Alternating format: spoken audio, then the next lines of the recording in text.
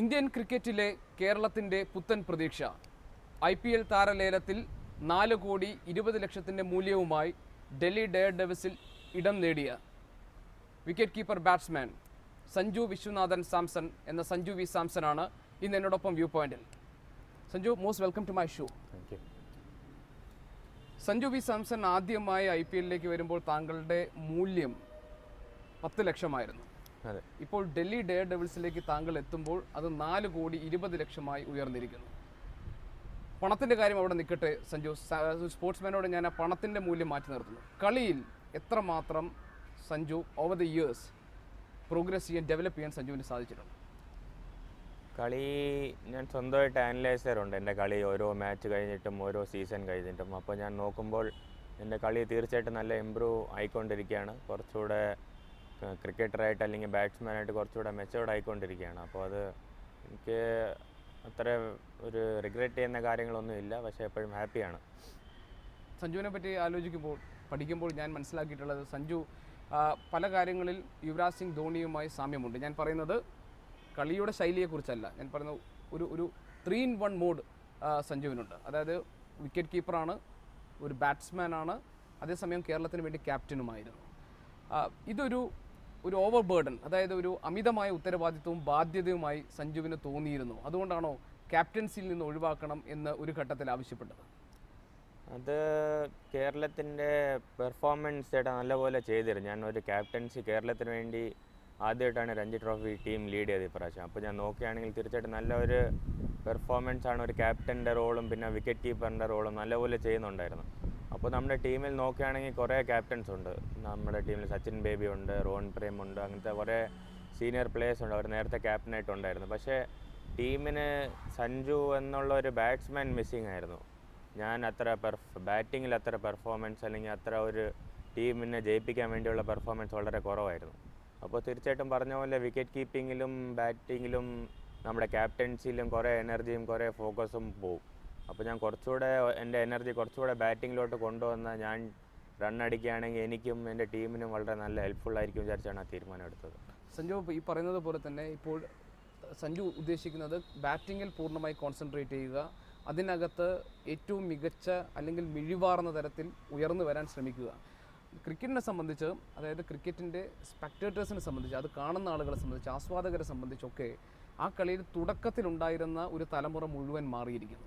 ആ ആദ്യത്തെ തലമുറയിൽ നമ്മൾ പറയുന്ന ഒരു ക്ലാസിക്കൽ ക്രിക്കറ്റ്, അതായത് വളരെ ടെക്നിക്കലായിട്ടുള്ള വളരെ സ്റ്റൈലൈസ്ഡ് ആയിട്ടുള്ള ബാറ്റിങ്ങിന് വേണ്ടി അന്ന് ഒരുപാട് ആരാധകരുണ്ടായിരുന്നു. പക്ഷേ പിന്നീട് അത് ഈ 2020 അല്ലെങ്കിൽ ഈ പുതിയ കാലത്തിൻ്റെ ഒരു ന്യൂ ജനറേഷൻ ട്രെൻഡ് വന്നതോടുകൂടി ഏറ്റവും അധികം scorer who is A scorer എന്നതാണ് നമ്മളിപ്പോൾ അന്വേഷിക്കുന്നത്.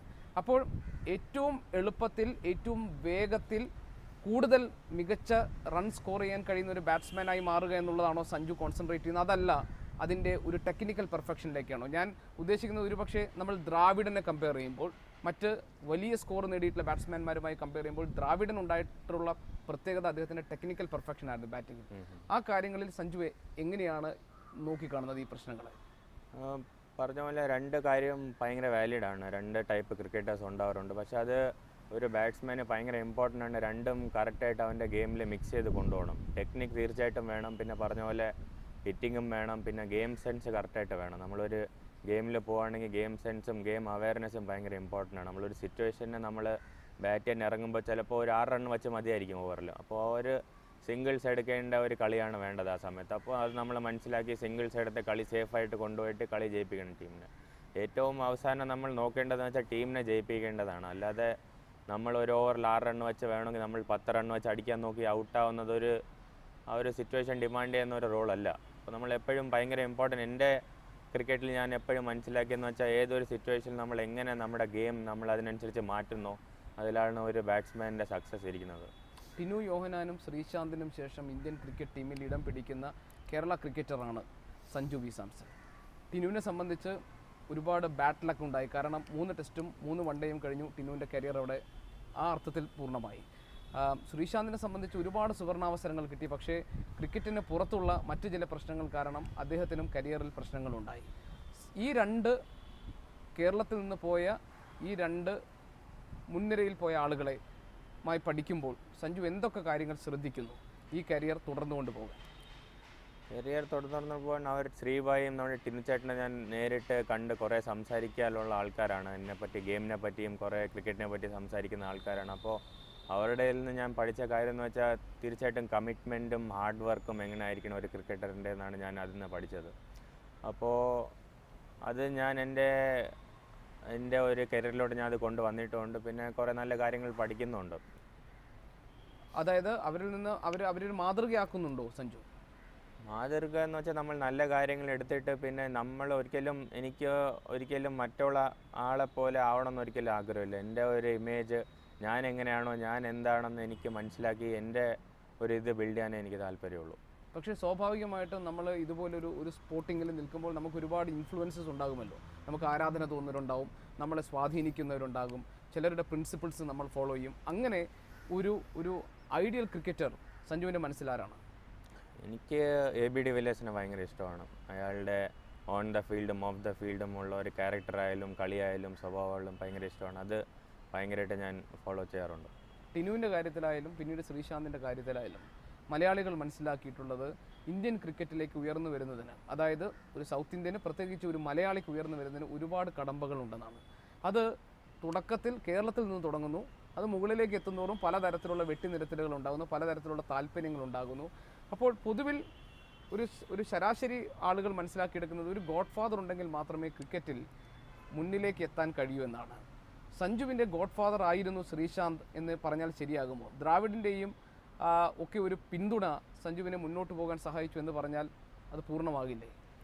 തീർച്ചയായിട്ടും ഞാൻ രാജസ്ഥാൻ റോയൽസിനെ സെലക്ഷനിൽ പോകുന്നത് എൻ്റെ ശ്രീഭായ് കൊണ്ടുപോയതുകൊണ്ട് മാത്രമാണ് ഞാൻ ആ സെലക്ഷനിൽ പോയി പിന്നെ അവിടെ പെർഫോം ചെയ്യാൻ പറ്റിയത്. അപ്പോൾ ശ്രീഭായ് തീർച്ചയായിട്ടും എന്നെ ഭയങ്കരമായിട്ട് ഹെൽപ്പ് ചെയ്തിട്ടുണ്ട്.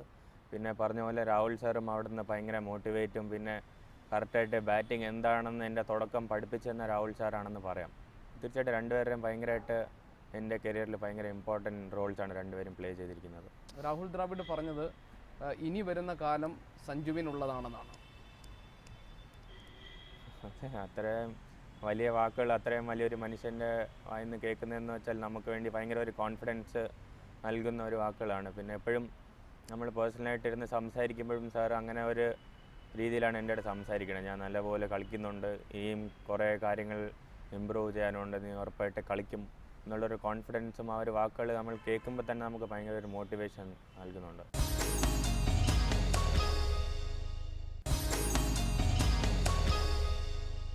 $4,20,00,000 ഒരു വലിയ അത്രയും ഭാരമുള്ള ഒരു ഉത്തരവാദിത്വം സഞ്ജുവിനെ കാത്തു നിൽക്കുന്നുണ്ട്. ഭാരമുള്ളതെന്ന് വെച്ചാൽ അങ്ങനെ എനിക്ക് തോന്നിയിട്ടില്ല അത് ഭയങ്കര ഭാരമായിട്ടുള്ള ഉത്തരവാദിത്വമാണെന്ന്. ഞാൻ 10 ലക്ഷത്തിന് വേണ്ടി കളിച്ചപ്പോഴും ഞാൻ ഗ്രൗണ്ടിൽ ഇറങ്ങുമ്പോൾ ഞാൻ ടീമിനെ ജയിപ്പിക്കാനേ നോക്കിയിട്ടുള്ളൂ. പക്ഷേ ആ സെയിം ഒരു ഇതായിരിക്കും ചിന്തയായിരിക്കും ഞാൻ ഇപ്രാവശ്യം ഇറങ്ങുമ്പോഴും. അല്ലെങ്കിൽ കുറച്ച് കൂടുതലായിട്ട് ചെയ്യണം, അല്ലെങ്കിൽ എന്തായാലും ചെയ്തേ പറ്റൂ എന്നുള്ളൊരു പ്രഷർ അല്ലെങ്കിൽ ആ ഒരു ഇത് എനിക്ക് എൻ്റെ അടുത്ത് സംസാരിക്കുന്ന അത്ര ഒരു സുഖമുള്ള കാര്യമല്ല. ശ്രീശാന്ത് സഞ്ജുവിനെ പോലെ തന്നെ ആത്മാവിൽ ക്രിക്കറ്റിനോടുള്ള സ്നേഹവും കൊണ്ട് നടന്നിരുന്ന ആളാണ്. ശ്രീ പല സന്ദർഭങ്ങളിൽ ഫീൽഡിൽ ഉള്ള ശ്രീയുടെ പെരുമാറ്റം പലതരത്തിലുള്ള വിമർശനങ്ങൾക്ക് ഇടവരുത്തിയിരുന്നു. ശ്രീശാന്തിനുണ്ടായിട്ടുള്ളൊരു ഡൗൺഫോൾ അദ്ദേഹത്തിൻ്റെ കരിയറിൽ അത് ശ്രീശാന്തിൻ്റെ പെരുമാറ്റം കൊണ്ടുണ്ടായതാണെന്ന് സഞ്ജു കരുതുന്നുണ്ടോ? അതുകൊണ്ടാണോ സഞ്ജു കുറേ കൂടി വളരെ കോഷ്യസായി വളരെ പൊളൈറ്റായും വളരെ ശ്രദ്ധയോടും കൂടി പെരുമാറുന്നത്? അങ്ങനെ ഒരിക്കലും ഇല്ല. ഞാൻ ശ്രീഭായിനെ ഒരിക്കലും ഞാനിതുവരെ കംപ്ലയിൻറ്റ് ചെയ്തിട്ടില്ല. കാരണം ശ്രീഭായ് ഒരു വേറെ ലെവൽ ഒരു ക്യാരക്ടറാണ്. കാരണം ശ്രീഭായെ കണ്ടിട്ട് കുറേ ഫാസ്റ്റ് ബോളേഴ്സ് ഇന്ത്യയിൽ വളർന്നു വരുന്ന ഞാൻ കണ്ടിട്ടുള്ള ഒരാളാണ്.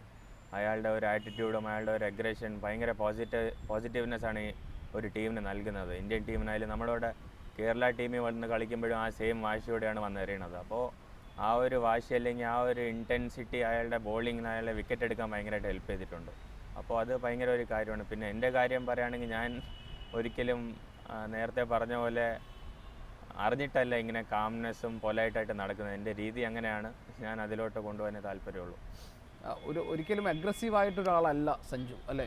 അഗ്രസീവ്നെസ് തീർച്ചയായിട്ടും ഉണ്ട്, ഞാൻ കാണിക്കാറുണ്ട്. പക്ഷേ കാണിക്കുന്ന രീതി കുറച്ച് വേറെയാണെന്നേ ഉള്ളൂ. ഞാൻ നന്നായിട്ട് ദേഷ്യപ്പെടാറുണ്ട് ഗ്രൗണ്ടിൽ. അല്ലെങ്കിൽ അങ്ങനെ ഞാൻ ഒരിക്കലും ഫുൾ ടൈം കാം അല്ലെങ്കിൽ ഒരു ഇമോഷൻസ് ഇല്ലാത്ത ആൾക്കാരുടെ കൂട്ടത്തിലല്ല ഞാൻ. എനിക്കും ദേഷ്യവും സന്തോഷം വരുന്ന ആളുടെ കൂട്ടത്തിലാണ്. അപ്പോൾ അത് കാണിക്കേണ്ട സമയത്ത് കാണിക്കാറുണ്ട്.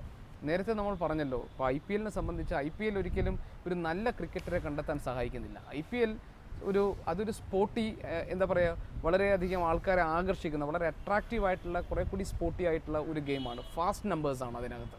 പക്ഷേ IPLലെ മികവ് കണ്ടുകൊണ്ട് ഒരാളെ ക്രിക്കറ്റ് ടീമിലേക്ക് എടുക്കാൻ കഴിയില്ല എന്ന അഭിപ്രായം മഹേന്ദ്ര സിംഗ് ധോണിക്കുണ്ട്. അദ്ദേഹം പറഞ്ഞത് ഹാഫ് കുക്ക്ഡ് ബാറ്റ്സ്മാൻ അല്ലെങ്കിൽ ഹാഫ് കുക്ക്ഡ് ക്രിക്കറ്ററാണ് അതിൽ നിന്ന് വരിക, അല്ല അത് അത്തരം ചെറിയ ചെറിയ കളികളിൽ നിന്ന് ആളുകളെ വിലയിരുത്താൻ കഴിയില്ല എന്നാണ്. അത് ശരിയാണോ സഞ്ജു? ശരിയാണെന്ന് വെച്ചാൽ ഇത്രയും ഇന്ത്യയുടെ ഏറ്റവും ബെസ്റ്റ് പ്ലെയർ അങ്ങനെ ഒരു വാക്ക് പറഞ്ഞാൽ തീർച്ചയായിട്ടും അതിൽ എന്തെങ്കിലും ഒരു പോയിന്റ് കാണുമെന്നാണ് എനിക്ക് തോന്നുന്നത്. കാരണം IPL പറഞ്ഞ പോലെ ഒരു T20 ഫോർമാറ്റാണ്. ഒരു ഫുൾ ക്രിക്കറ്റർ ആവണമെങ്കിൽ നമ്മൾ 3 ഫോർമാറ്റിലും സക്സസ്ഫുൾ ആയിട്ട് പുറത്ത് വരണം, അപ്പോഴാണ് ഒരു കംപ്ലീറ്റ് ക്രിക്കറ്റർ ആവുന്നത്. അപ്പോൾ IPL നമുക്ക് T20 ഫോർമാറ്റാണ്, അത് ഇപ്പോൾ തുടങ്ങിയ ഫോർമാറ്റാണ്. പക്ഷേ വേറെ ഏറ്റവും കിടിലം ഫോർമാറ്റ് എന്ന് വെച്ചാൽ എൻ്റെ രീതിയിൽ ടെസ്റ്റ് ഫോർമാറ്റാണ്. ആ ഫോർമാറ്റിൽ ആരാണ് ബോൾ ചെയ്ത് വിക്കറ്റ് എടുക്കുന്നത് അല്ലെങ്കിൽ ബാറ്റ് ചെയ്ത് റൺ സ്കോർ ചെയ്യണോ അവരാണ് ഒരു കംപ്ലീറ്റ് ക്രിക്കറ്ററായിട്ട് മാറുന്നത്. അപ്പോൾ തീർച്ചയായിട്ടും അതിൽ നല്ല പോയിന്റ് ഉണ്ട് എന്നാണ് എനിക്ക് തോന്നുന്നത്. അപ്പോൾ സഞ്ജു പരിശീലനത്തിനിറങ്ങുമ്പോൾ ഒരു 2020ക്ക് പ്രത്യേക തരത്തിലുള്ള ഒരു ഫോക്കസ്, അത് കഴിഞ്ഞ് ടെസ്റ്റിലേക്കോ അതല്ലെങ്കിൽ വൺ ഡേയിലേക്കോ വരുമ്പോൾ വേറൊരു തരത്തിലുള്ള ഫോക്കസ്, അങ്ങനെയാണോ ഈ കളികളെ സമീപിക്കുക? അതെ, തീർച്ചയായിട്ടും അങ്ങനെയാണ്. നമ്മൾ പല പല ടൂർണമെൻറ്റ്സ് കളിക്കാറുണ്ട്. അതിൽ 3 ടൈപ്പ് ടൂർണമെൻറ്റ്സ് വരാറുണ്ട്. അപ്പോൾ അതിന് മുമ്പ് നമുക്ക് കുറച്ച് സമയം കിട്ടും, ഒരു 10 to 20 ഡേയ്സ് കിട്ടും. അപ്പോൾ അതിൽ നമ്മൾ പറഞ്ഞ പോലെ ടെസ്റ്റിന് വേണ്ടി നമ്മുടെ ബേസ് അല്ലെങ്കിൽ നമ്മുടെ ടെക്നിക്ക് കുറച്ചുകൂടെ സ്ട്രോങ് ആക്കും. പിന്നെ T20ന് വേണ്ടി നമ്മുടെ ഷോട്ട്സ് ഡെവലപ്പ് ചെയ്യും. പിന്നെ അങ്ങനെ അത് കുറച്ചുകൂടെ ക്രിക്കറ്റിനെ കുറച്ചുകൂടെ ഇൻട്രസ്റ്റിംഗ് ആക്കിയിട്ടുണ്ട്. നമ്മളെപ്പോഴും നമ്മുടെ ഒരു ചേഞ്ചസ് വന്നുകൊണ്ടിരിക്കും നമ്മുടെ പ്രിപ്പറേഷനിൽ തന്നെ. അന്താരാഷ്ട്ര മത്സരത്തിൽ 19 റൺ എടുക്കാനേ സഞ്ജുവിന് കഴിഞ്ഞുള്ളൂ. അത് കഴിഞ്ഞപ്പോൾ എന്താ തോന്നിയത്? അങ്ങനെ അത്ര വിഷമമില്ലായിരുന്നു. കാരണം ഞാൻ നല്ലപോലെ ആ സിറ്റുവേഷൻ അനുസരിച്ച് നമുക്ക് പെട്ടെന്ന് 5 വിക്കറ്റ് പോയി ആ കളി സിംബാബ്വേയുടെ കൂടെ.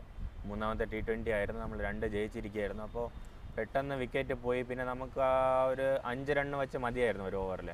അപ്പോൾ അങ്ങനത്തെ ഒരു സിറ്റുവേഷനിൽ നമ്മൾ കളി അവസാനം വരെ കൊണ്ടുപോകേണ്ട സ്ഥിതിയായി. അപ്പോൾ കളി അവസാനം വരെ കൊണ്ടുപോയി പതുക്കെ 1-2 സിംഗിൾസ് എടുത്ത് കൊണ്ടുപോയി. പിന്നെ അവസാനം സ്ട്രോക്സ് അടിക്കേണ്ട സമയം വന്നപ്പോൾ സ്ട്രോക്സ് അടിച്ചു. പക്ഷേ ചെറുതായിട്ട് ലൈനിൽ ക്യാച്ച് എടുത്ത് പോയി. കുറച്ച് ചെറുതായിട്ട് ഒരു അടി കൂടെ കൊണ്ടിരുന്നെങ്കിൽ അത് പുറത്ത് പോയേനെ. അപ്പോൾ അത്രയ്ക്ക് വലിയ വിഷമമൊന്നും ഇല്ലായിരുന്നു. പക്ഷേ ഇൻ്റർനാഷണൽ ക്രിക്കറ്റിൽ ഫസ്റ്റ് മാച്ചിൽ അത്രയെങ്കിലും ചെയ്യാൻ പറ്റിയെന്നുള്ളൊരു വിശ്വാസം കൊണ്ടാണ് ഞാൻ മുകളിലോട്ട് പോകുന്നത്. ഈ ടെസ്റ്റ് മാച്ചിൻ്റെ കാര്യത്തിലായാലും വൺ ഡേയുടെ കാര്യത്തിലായാലും സച്ചിൻ ടെണ്ടുൽക്കറിൻ്റേതൊരു മോശം തുടക്കമായിരുന്നു. ഓർമ്മയുണ്ടല്ലോ, 89-ൽ കറാച്ചിയിൽ കളിച്ചപ്പോഴും പിന്നീട് വൺ ഡേ കളിച്ചപ്പോഴും സച്ചിന് മോശം തുടക്കമായിരുന്നു. അതൊക്കെ ആലോചിച്ച് മനസ്സിന് ഒരു ധൈര്യം കൊടുക്കാറുണ്ടോ? മനസ്സിന് ധൈര്യത്തിന് ഒരു കുറവും ഇല്ല. പക്ഷേ അതൊക്കെ ആലോചിക്കുമ്പോൾ തീർച്ചയായിട്ടും കുറച്ച് കൂടുതൽ ധൈര്യം വരാറുണ്ട്. കാരണം എപ്പോഴും നമ്മളെ ഒരു തുടക്കം എന്ന് വെച്ചാൽ ഒരു തുടക്കം തന്നെ 100 അടിച്ചാൽ നമ്മൾ ചിലപ്പോൾ ഓവർ കോൺഫിഡൻസ് ആവാൻ ചാൻസ് ഉണ്ട്. അപ്പോൾ ഒരു 19 കുഴപ്പമില്ലാത്ത തുടക്കം എന്നാണ് എനിക്ക് തോന്നുന്നത്. ഈ ഇന്ത്യൻ ക്രിക്കറ്റിലേക്ക് അല്ലെങ്കിൽ അന്താരാഷ്ട്ര മത്സരങ്ങളിലേക്ക് പ്രവേശനം കിട്ടാൻ കഴിയുന്ന അല്ലെങ്കിൽ പാകത്തിലുള്ള ഒരു സാഹചര്യം സഞ്ജുവിന് മുന്നിൽ ഇപ്പോഴുണ്ടോ? തീർച്ചയായിട്ടും ഉണ്ട് ചേട്ടാ. നമ്മൾ ഇൻ്റർനാഷണലിലോട്ട് പോവേണ്ട വഴികൾ ഭയങ്കര കുറച്ചുകൂടെ വിസിബിൾ ആയിട്ടുണ്ട് ഇപ്പോൾ എല്ലാവർക്കും വേണ്ടി. ആർക്ക് വേണമെങ്കിലും നമുക്ക് അങ്ങോട്ട് പോയി എത്താൻ പറ്റും. കാരണം റൂട്ട് ഭയങ്കര ക്ലിയർ ആണ്. നമ്മളിപ്പോൾ കേരളത്തിന് വേണ്ടി ഡൊമസ്റ്റിക് ക്രിക്കറ്റിന് പെർഫോം ചെയ്യുകയാണെങ്കിൽ നമ്മൾ അടുത്ത ലെവൽ ഇപ്പോൾ ഇന്ത്യ A ആണ്. ഇന്ത്യയുടെ താഴെയുള്ള ടീം ഇന്ത്യ A ആണ്. ഇന്ത്യ A പോവുകയാണെങ്കിൽ അവിടെ രാഹുൽ സർ കോച്ചാണ്. അപ്പോൾ അവിടെ ഭയങ്കര യങ് ടാലൻസിനും പിന്നെ പെർഫോം ചെയ്യുന്ന ആൾക്കാർ അവിടെ ഭയങ്കരമായിട്ട് കൺസിഡർ ചെയ്യുന്നുണ്ട്. ഇപ്പോൾ അവിടെ നമ്മൾ പെർഫോം ചെയ്യുന്നുണ്ടെങ്കിൽ നമ്മൾ തീർച്ചയായിട്ടും ഇന്ത്യ ടീമിലേക്ക് പോകും. കാരണം ഇപ്പോൾ എക്സാമ്പിൾ നോക്കുകയാണെങ്കിൽ ഗുർക്കീരത്ത് മാൻ എന്ന് പറഞ്ഞ ഒരു പുള്ളി ഇപ്പോൾ ഇന്ത്യ ടീമിലുണ്ട് കൂടെ. പുള്ളി ഇന്ത്യ Aയിൽ വന്ന് 2-3 ഇന്നിങ്സ് എന്തോ ഉഗ്രനായിട്ട് കളിച്ച് ടീമിനെ ജയിപ്പിച്ചിരുന്നു. അപ്പോൾ ആ പെട്ടെന്ന് അടുത്ത ടൂറിൽ തന്നെ ഇന്ത്യ ടീമിലോട്ട് പോയിരുന്നു. അപ്പോൾ നമ്മൾ കാണുമ്പോൾ എല്ലാം ഭയങ്കര ഒരു എളുപ്പമായിട്ട് തോന്നുന്നു. കാരണം പണ്ടൊക്കെ കുറേ എത്ര പെർഫോം ചെയ്താലും ആൾക്കാർ ടീം കിട്ടാത്ത ഒരവസ്ഥ ഉണ്ടായിരുന്നു. പക്ഷേ ഇപ്പോൾ മാച്ചസും കുറേ ഉണ്ട്. ഇന്ത്യക്ക് തുടർച്ചയായിട്ട് വർഷം ഫുള്ള് മാച്ചസാണ്. പിന്നെ എപ്പോഴും ജൂനിയേഴ്സിന് ചാൻസസും കിട്ടിക്കൊണ്ടിരിക്കുകയാണ്. അപ്പോൾ എന്തായാലും നല്ല വഴി കാണുന്നുണ്ട്. IPL താരലേലത്തിൽ ഏറ്റവും അധികം താരമൂല്യമുള്ള ഇന്ത്യൻ ക്രിക്കറ്ററായി മാറിയത് പവൻ നേഗിയാണ്. ഒരുപക്ഷെ ഇന്ത്യയിലെ വളരെ മികച്ച കളിക്കാരുണ്ടായപ്പോഴും പവൻ നേഗിയുടെ താരമൂല്യം ഉയർന്നു വന്നു. എന്തായിരിക്കും സഞ്ജു അതിന് കാരണം? കാരണം എല്ലാവർക്കും അറിയാം ചേട്ടാ, നമ്മൾ IPL ഓപ്ഷനിൽ എങ്ങനെയാണെന്ന് ആൾക്കാരുടെ റേറ്റ് മുകളിലോട്ട് പോകുന്നതും ചില പേര് അൺസോൾഡായി പോകുന്നതും പിന്നെ ടീമിൻ്റെ സ്ട്രാറ്റജീസും അതും ഇതും ഭയങ്കര കോംപ്ലിക്കേറ്റഡ് ആണ്. കാരണം ഒരു പ്ലെയറിന് വേണ്ടി 2-3 ടീം ചിലപ്പോൾ ഭയങ്കരമായിട്ട് വിളിക്കാറുണ്ട് ലേലം. അതേപോലെ 2-3 ടീം വിളിക്കുകയാണെങ്കിൽ തീർച്ചയായിട്ടും പ്ലെയറിൻ്റെ ആവശ്യവും കൂടും. പിന്നെ അവരുടെ റേറ്റും തീർച്ചയായിട്ടും മുകളിലോട്ട് പോകും. അപ്പോൾ എന്തായാലും പവൻ നേഗി എന്ന് പറഞ്ഞുള്ള ക്രിക്കറ്റർ നല്ലപോലെ പെർഫോം ചെയ്യുന്ന ഒരാളാണ്. ചെന്നൈക്ക് വേണ്ടി കുറേ മാച്ചസ് നല്ലപോലെ ബോളും ബാറ്റിങ്ങും ചെയ്യുന്ന നല്ലൊരു ഓൾറൗണ്ടർ ഏതൊരു ടീമിന് ആവശ്യമാണ്. അപ്പോൾ ഒരു നല്ല റേറ്റിന് പോയാൽ ഒരിക്കലും നമുക്ക് കുറ്റം പറയാൻ പറ്റത്തില്ല. സഞ്ജുവിനെ കിട്ടാനും വേണ്ടിയും ഈ തരത്തിൽ ടീമുകൾ രംഗത്തുണ്ടായിരുന്നല്ലോ, പല ടീമുകളും. ഡൽഹി ഡെയർ ഡെവിൾസിലെത്തിയപ്പോൾ എന്താ തോന്നിയത്? ഡൽഹിയിലെത്തിയപ്പോൾ തീർച്ചയായിട്ടും നല്ല സന്തോഷമുണ്ട്. കാരണം ഡൽഹിയിൽ നമ്മുടെ രാജസ്ഥാൻ റോയൽസിൽ നിന്ന് 2-3 മാനേജ്മെൻറ്റ് അങ്ങോട്ട് പോയിട്ടുണ്ട്. അപ്പോൾ അവിടുത്തെ മെയിൻ ആൾക്കാർ ഉണ്ടായിരുന്ന ആൾക്കാരാണ് അങ്ങോട്ട് വന്നിരിക്കുന്നത്. അപ്പോൾ ഞാൻ ഈ ഓപ്ഷന് മുമ്പ് എന്നെ ഒരു 2-3 ദിവസത്തേക്ക് അവിടുത്തെ ക്യാമ്പിന് വിളിച്ചിട്ടുണ്ടായിരുന്നു. അപ്പോൾ അവിടെ പോയപ്പോൾ അവർ ഇൻട്രസ്റ്റഡ് ആയിരുന്നു. അപ്പോൾ എന്തായാലും മനസ്സിൽ ചെറിയൊരു ആഗ്രഹം ഉണ്ടായിരുന്നു, ഡൽഹി കിട്ടിയാൽ കൊള്ളായിരുന്നുള്ള ഒരു ആഗ്രഹം ഉണ്ടായിരുന്നു. പിന്നെ കിട്ടിയപ്പോൾ നല്ല സന്തോഷമുണ്ട്.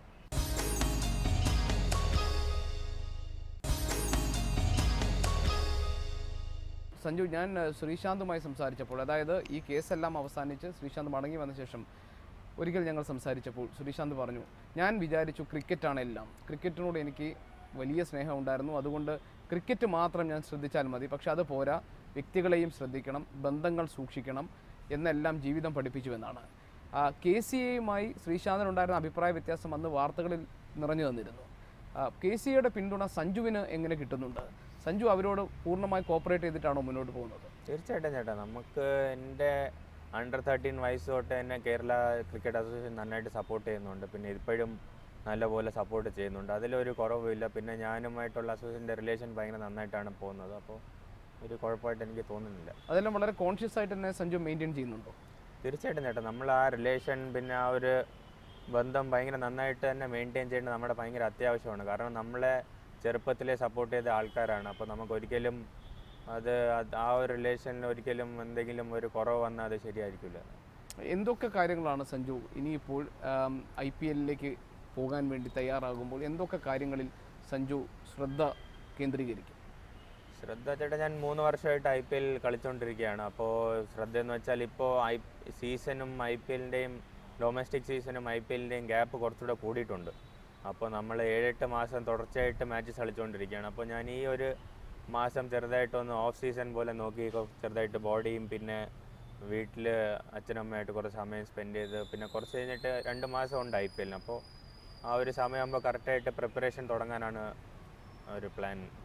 ഇപ്പോൾ സഞ്ജുവിനൊപ്പം തന്നെ കേരള ടീമിനുണ്ടായിരുന്നു. ഇപ്പോൾ സച്ചിൻ ബേബി ആയാലും അല്ലെങ്കിൽ മറ്റുള്ളവരുമായി തട്ടിച്ചു നോക്കുമ്പോൾ കുറേ കൂടി പണത്തിൻ്റെ മൂല്യം സഞ്ജുവിന് ഇപ്പോൾ ഉണ്ടായിട്ടുണ്ട്. ഈ IPL താരലേലം കഴിഞ്ഞപ്പോൾ കളികൾ തമ്മിൽ താരതമ്യം ചെയ്യുമ്പോൾ സഞ്ജു അങ്ങനെ ചെയ്യാറുണ്ടോ? എന്തുകൊണ്ട് സഞ്ജു കൂടുതൽ ഡിമാൻഡുള്ള ഒരു ക്രിക്കറ്ററായി മാറി താരലേലത്തിൽ? അങ്ങനെ ആലോചിച്ചിട്ടുണ്ടോ? ഇവരൊക്കെ ആയിട്ട് കമ്മ്യൂണിക്കേറ്റ് ചെയ്യാറുണ്ടോ? ചേട്ടൻ നേരത്തെ ആദ്യം പറഞ്ഞ പോലെ സ്പോർട്സ്മാൻ ആകുമ്പോൾ പൈസ ഒന്ന് ചെറുതായിട്ട് മാറ്റി വെച്ചിരിക്കണം നല്ലതാണെന്ന് തോന്നുന്നു. കാരണം അങ്ങനെ ഒരിക്കലും അങ്ങനെ ഒരു സംസാരം വരാറില്ല. പക്ഷേ എനിക്ക് ഇത്രയും നല്ല ഒരു പ്രൈസിൽ ടീമിൽ കിട്ടിയപ്പോൾ എന്തായാലും എല്ലാവർക്കും ഭയങ്കര സന്തോഷം ഉണ്ടായിരുന്നു. അവർ ആ സന്തോഷം പറഞ്ഞപ്പോൾ നമുക്ക് എന്തായാലും നല്ലൊരു സന്തോഷം തോന്നിയിരുന്നു. അങ്ങനത്തെ ആ ഒരു കുറഞ്ഞു പോയി കൂടിപ്പോയി നിനക്ക് ഇത്ര കൂടിപ്പോയി എന്നുള്ളൊരു സംസാരം ഒരിക്കലും ഉണ്ടായിട്ടില്ല. ഇനിയിപ്പോൾ ഞാൻ നേരത്തെ ചോദ്യം ആവർത്തിക്കുകയാണ്. അതായത് സഞ്ജു ഇതുപോലെ ഒരാളാകണം എനിക്ക് അങ്ങനെ കരുതുന്ന, ഇപ്പോൾ എല്ലാവരുടെയും ഉള്ളിൽ ഉള്ള ഒരു ഐക്കൺ ഫിഗറാണ് സച്ചിൻ ടെണ്ടുൽക്കർ. അപ്പോൾ ഇതുപോലെ ഒരാളായി മാറണം എനിക്ക്, ഫീൽഡിൽ പെരുമാറ്റത്തിൻ്റെ കാര്യത്തിലും കളിയുടെ കാര്യത്തിലും ഒരുപോലെ, അങ്ങനെ കരുതുന്ന ഒരു ഐക്കൺ ഉണ്ടോ മനസ്സിൽ? ഞാൻ നേരത്തെ പറഞ്ഞ പോലെ AB de Villiers ആണ് കേട്ടോ. ഞാൻ പുള്ളി അത്ര ക്ലോസ് ആയിട്ട് അറിഞ്ഞുകൂടെങ്കിലും നമുക്ക് ഒരാളെ കാണുമ്പോൾ കുറേ നല്ല എനർജിയും കുറേ നോളജും കിട്ടാറുണ്ട്. പുള്ളിയുടെ ബിഹേവിയർ ആയാലും പിന്നെ എന്തൊക്കെയാണ് ഡിവില്ലിയേഴ്സിൽ നിന്ന് സഞ്ജു മനസ്സിലാക്കി അല്ലെങ്കിൽ പഠിച്ച പാഠങ്ങൾ ചേട്ടാ, നമ്മൾ ആദ്യം ഒരു മനുഷ്യനാണ്, പിന്നെയാണ് നമ്മളൊരു ക്രിക്കറ്റർ ആവുന്നത്. അപ്പോൾ നമ്മൾ മനുഷ്യനാകുമ്പോൾ നമ്മുടെ കൂടെ കളിക്കുന്ന ആൾക്കാരെ ഹെൽപ്പ് ചെയ്യണം. പിന്നെ നമ്മുടെ കൂടെ കളിക്കുന്ന ആൾക്കാരുടെ കൂടെ ഉള്ള പെരുമാറ്റം ഭയങ്കര ഇമ്പോർട്ടൻ്റ് ആണ്. നമ്മൾ പിന്നെ സക്സസ്സും ഫെയിലിയറും നമ്മുടെ കയ്യിൽ വരുമ്പോൾ ജീവിതം ഭയങ്കരമായിട്ട് നമ്മളെ ടെസ്റ്റ് ചെയ്യും. അപ്പോൾ ആ സമയത്ത് നമ്മൾ എങ്ങനെയാണ് നമ്മളെ മെയിൻറ്റെയിൻ ചെയ്ത് കൊണ്ടുപോകണം, അതിലാണ് നമ്മുടെ സക്സസ് ഇരിക്കുന്നത്. അങ്ങനത്തെ കുറേ കാര്യങ്ങൾ ഞാൻ പഠിച്ചിട്ടുണ്ട്. ഇപ്പോൾ ക്രിക്കറ്റ് നമ്മൾ പുറത്തുനിന്ന് കാണുമ്പോൾ നമുക്ക് ഇതിൻ്റെ ഭാഗമാകണമെന്ന് തോന്നുന്നു. വളരെ ചെറുപ്പത്തിലെ ട്രെയിൻഡ് ആകുന്നു, നമ്മൾ അതിലേക്ക് എത്തുന്നു. പക്ഷേ cricket once when you enter into that, അതിനകത്ത് കടന്നു കഴിയുമ്പോൾ അപ്പോൾ ഇങ്ങനെയൊക്കെയുള്ള പ്രശ്നങ്ങൾ ഇതിനകത്തുണ്ടോ എന്ന് നമുക്ക് തോന്നുക. അങ്ങനെ ഉണ്ടായിട്ടുണ്ടോ സഞ്ജു? പ്രശ്നങ്ങളെന്ന് വെച്ചാൽ ക്രിക്കറ്റ് നമ്മൾ കളിച്ച് ഒരു നീണ്ട കരിയർ ഉണ്ടാകുമ്പോൾ തീർച്ചയായിട്ടും ഒരു വേറെ ലെവൽ എക്സ്പീരിയൻസ് ആണ്. നമ്മൾ പുറത്തുനിന്ന് കാണുന്ന പോലെ ഒരിക്കലും അല്ല ക്രിക്കറ്റ്. നമ്മൾ നേരത്തെ പറഞ്ഞ പോലെ കുറേ കാര്യങ്ങൾ നമ്മൾ എക്സ്പീരിയൻസ് ചെയ്യും. ക്രിക്കറ്റിൽ ഞാനിപ്പോൾ ഈയിടെയായിട്ട് കൂടുതൽ മനസ്സിലാക്കിയെന്ന് വെച്ചാൽ നമ്മുടെ ക്രിക്കറ്റ് എന്നുള്ള ഒരു ഗെയിമിൽ സക്സസിനെക്കാട്ടിയും കൂടുതൽ നമ്മൾ ഫെയിലിയറാണ് എപ്പോഴും ഫേസ് ചെയ്യുന്നത്. കാരണം 50%-കാട്ടിയും കൂടുതൽ ഫെയിലിയറാണ് നമ്മുടെ സച്ചിൻ സാർ വരെ അനുഭവിച്ചിട്ടുള്ളത്, പുള്ളിയുടെ റെക്കോർഡ് എടുത്ത് നോക്കുകയാണെങ്കിൽ. അപ്പോൾ നമ്മളൊക്കെ അതിനെക്കാട്ടി കൂടുതൽ ഫെയിലിയറാണ് ഫേസ് ചെയ്യുന്നത്. നമ്മളെപ്പോഴും ജീവിതത്തിൽ നമുക്ക് ഫെയിലിയറാണ് ചിലപ്പോൾ കൂടുതൽ ഫേസ് ചെയ്യാൻ കിട്ടിക്കൊണ്ടിരിക്കുന്നത്. അപ്പോൾ നമ്മൾ ആ ഫെയിലിയറിനെ നമ്മൾ എങ്ങനെ നമ്മൾ സക്സസ്സിലോട്ട് മാറ്റാൻ പഠിക്കുന്നു, അതിലാണ് നമ്മുടെ ബാക്കിയുള്ള ക്രിക്കറ്റിംഗ് കരിയർ പോകുന്നത് മുന്നോട്ട്. സഞ്ജുവിൻ്റെ കരിയർ ബിൽഡ് ചെയ്യാൻ ശ്രീശാന്തിന് ഒരു നല്ല റോൾ ഉണ്ടായിരുന്നു. തുടക്കത്തിൽ തന്നെ സ്പോട്ട് ചെയ്തു, പിന്നീട് രാജസ്ഥാൻ റോയൽസിലേക്ക് വരാൻ വേണ്ടിയുള്ള ഒരു പ്രേരണയായി. എനിക്ക് തോന്നുന്നു ശ്രീശാന്ത് പല സന്ദർഭങ്ങളും ശ്രീശാന്ത് ഒപ്പം നിന്നുകൊണ്ട് തന്നെ അതിന് വേണ്ടിയിട്ടുള്ള സഹായം ചെയ്തിട്ടുണ്ട്. സഞ്ജുവിന് തൊട്ട് താഴെ വരുന്ന ഒരു ജനറേഷൻ ഏത് തരത്തിലുള്ള ഒരു മാതൃകയും അവർക്ക് ഏത് തരത്തിലുള്ള ഒരു പിന്തുണ നൽകാനുമാണ് സഞ്ജു ആഗ്രഹിക്കുന്നത്?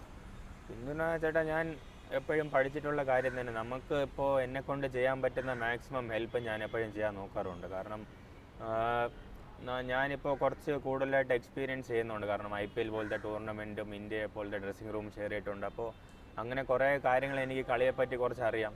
അപ്പോൾ എൻ്റെ അടുത്ത് വന്ന് സംസാരിക്കുന്നതും പിന്നെ എൻ്റെ അടുത്ത് അങ്ങോട്ട് പോയി സംസാരിക്കാൻ തോന്നുന്ന ആൾക്കാരെ ഞാൻ മാക്സിമം പോയി സംസാരിക്കാറുണ്ട്. മാക്സിമം എനിക്കുള്ള നോളജ് ഞാൻ മാക്സിമം ആൾക്കാരടുത്ത് ഷെയർ ചെയ്യാൻ നോക്കാറുണ്ട്. എനിക്ക് തോന്നുന്നു അതേ ഒരു വലിയൊരു അഡ്വാൻറ്റേജ് ആണെന്നാണ് തോന്നുന്നത്. കാരണം സപ്പോർട്ടെന്ന് വെച്ചാൽ തീർച്ചയായിട്ടും ശ്രീഭായ് എന്നെ ഭയങ്കരമായിട്ട് സപ്പോർട്ട് ചെയ്തിട്ടുണ്ടായിരുന്നു. ഞാൻ അണ്ടർ-19 കളിച്ചുകൊണ്ടിരിക്കുന്ന എന്നെ രഞ്ജി ട്രോഫിയിലോട്ട് വിളിച്ച ശ്രീഭായാണ്. ആ മാച്ച് ഞാൻ പെർഫോം ചെയ്തുകൊണ്ട് ശ്രീഭായ് എന്നെ കണ്ടു. ശ്രീഭായ് പറഞ്ഞ് എന്നെ സെലക്ഷനിലോട്ട് കൊണ്ടുപോകാം, RRൽ കൊണ്ടുപോകാമെന്ന് പറഞ്ഞ് കൊണ്ടുപോയി.